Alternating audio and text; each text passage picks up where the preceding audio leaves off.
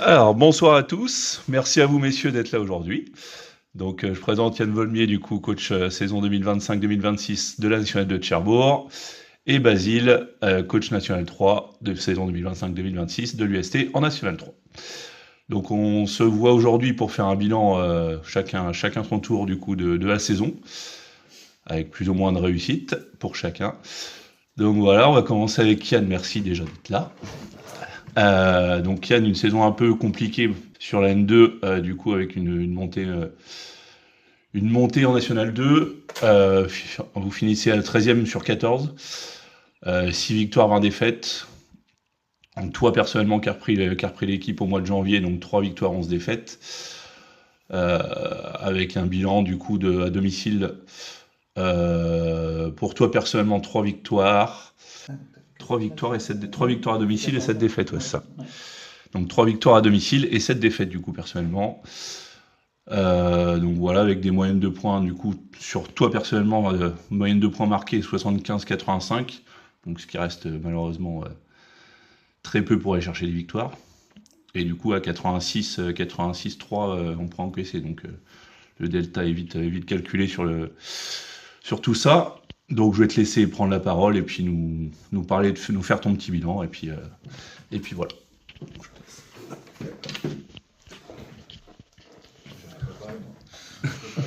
Non. C'est le festival de l'impro, nous. Non, le bilan, forcément, sportivement, il est forcément pas bon. Avec les chiffres que tu as annoncés tout à l'heure, quoi. À savoir que il y a un delta qui compte dans notre parcours de la deuxième partie, c'est la blessure de Jérémy. Si on parle chiffres, il y a eu une équipe avec lui et une équipe sans lui défensivement. Alors au-delà de son apport et de ce qu'il nous amenait dans nos choix stratégiques, c'est une vraie intensité qui nous a manqué.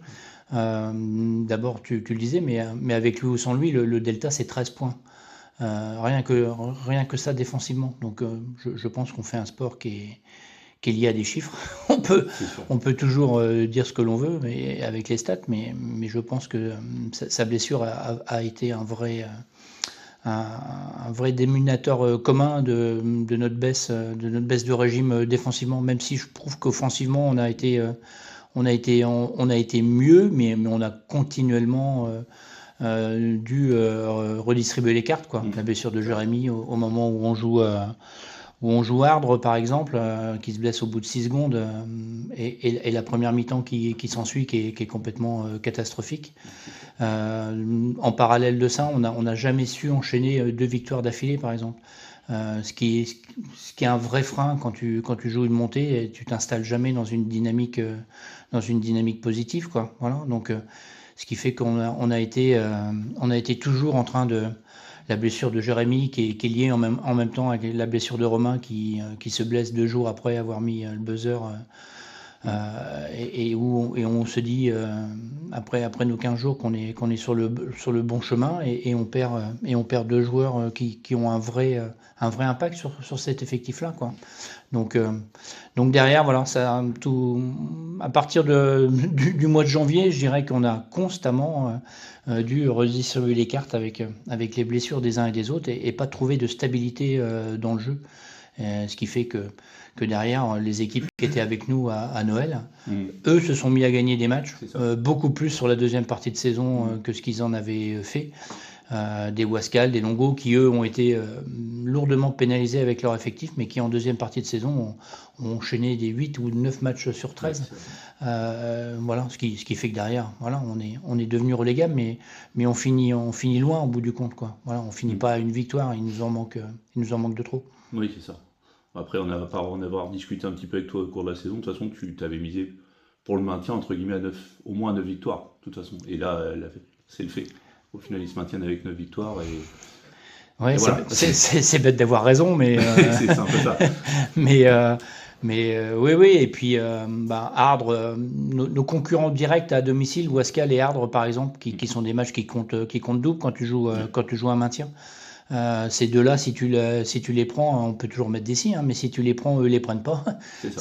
C'est juste le principe qui vaut ça, et du coup on est peut-être pas si loin. Voilà. C'est sûr. Le match de Ardres et le match de Wascal sont, à mon avis, voilà, les défaites de trop quand tu joues un maintien. Enfin, tes concurrents directs, t'as pas le droit de voter, et c'est ce qu'on a fait sur la deuxième partie de saison. Non, c'est sûr, c'est sûr. Donc ouais, je reviens un petit peu sur la blessure de Jérémy Romain à ce moment-là. En plus, le désavantage que tu as eu de reprendre en plein milieu de saison, c'est que l'effectif, tu les as découverts tardivement, entre guillemets, et tu as repris un groupe qui était déjà constitué. Du coup, en revenant sur les blessures de Jérémy et de Romain, ça t'a obligé du coup à décaler quasiment tous tes postes. Principalement avec, par exemple, Ousmane quasiment décalé poste 4, alors que tes nombreux postes 1 qui décalent un petit peu sur tous les autres postes, quoi. Ça a été le principe de la chaise, de la chaise musicale. Quand j'ai repris l'équipe on avait articulé Jérémy, Lucas et Benke dans l'intérieur avec la possibilité à Ousmane de jouer 3-4, ce qui peut être. Par la force des choses, quasiment son temps de jeu au poste 3 est devenu famélique.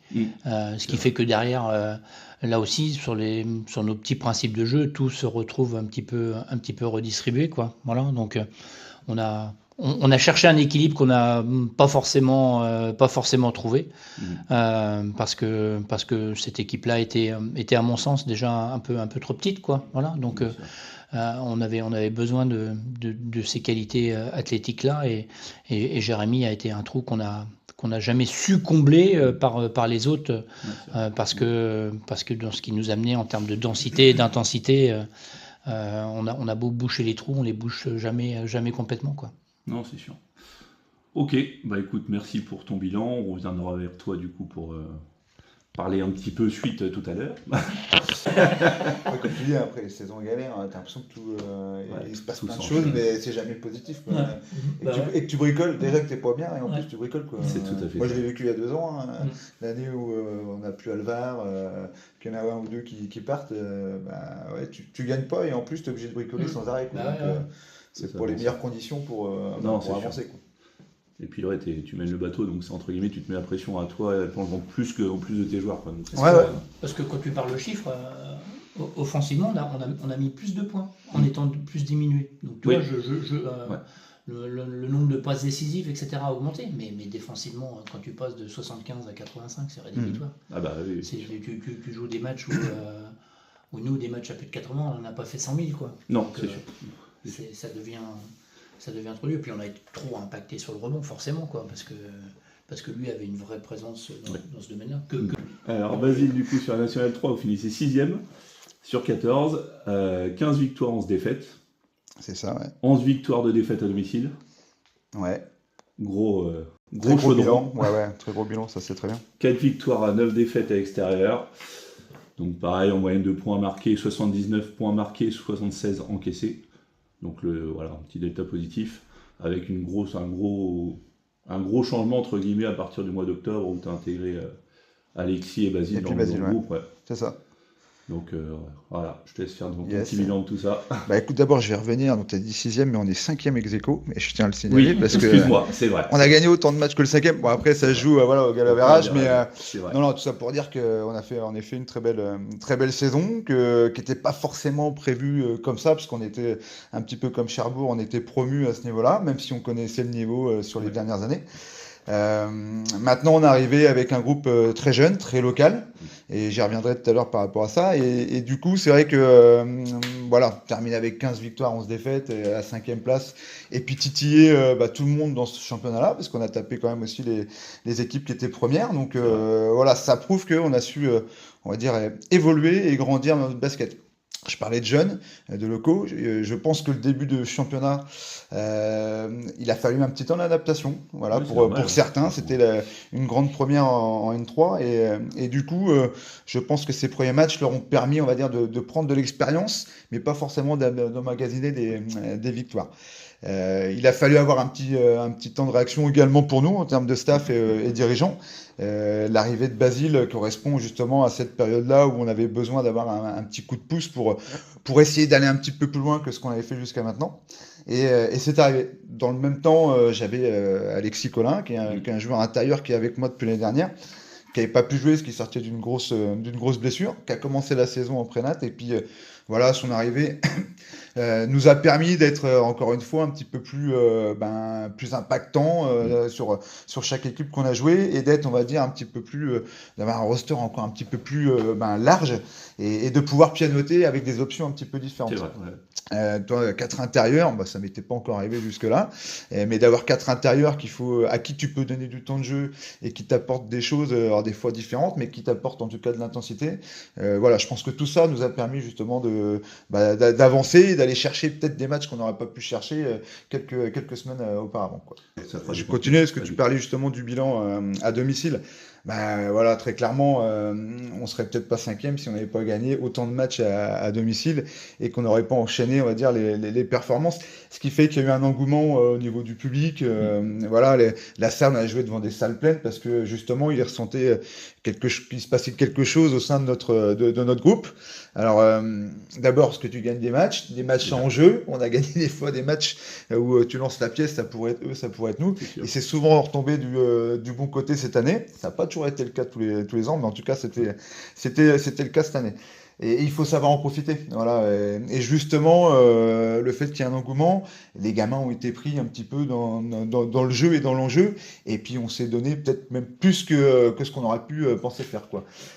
Donc voilà, ça c'est aussi important. Et je pense que, je parlais d'expérience, chaque match te permettait justement de prendre encore un petit peu plus d'expérience et d'arriver sur le match suivant avec une confiance complètement, quasiment au-dessus de ce qu'on pouvait imaginer. On parlait des deux équipes tout de suite, mais la différence elle est aussi là. Quand tu as une équipe qui est tout en confiance, qui enchaîne des victoires et puis qui des fois va même chercher une victoire même inespérée, ça change un petit peu la donne et la dynamique d'un groupe. Voilà, très clairement, le fait que ça soit positif, on s'est entraîné correctement quasiment toute la saison, avec toujours 10 mecs à l'entraînement, et ça aussi, ça permet d'avancer, quoi. Donc j'en profite. Il y a 2 ans, je l'ai vécu de manière très différente, où on galérait à l'entraînement, où on devait bricoler et on n'enchaînait pas encore une fois les résultats. Là, ça a été autrement, et du coup, c'est beaucoup plus facile à vivre pour les joueurs, comme pour moi. Quand je dis pour moi, c'est moi, Pat, voilà, le staff complet, c'est vrai que tu le vis bien mieux. Forcément.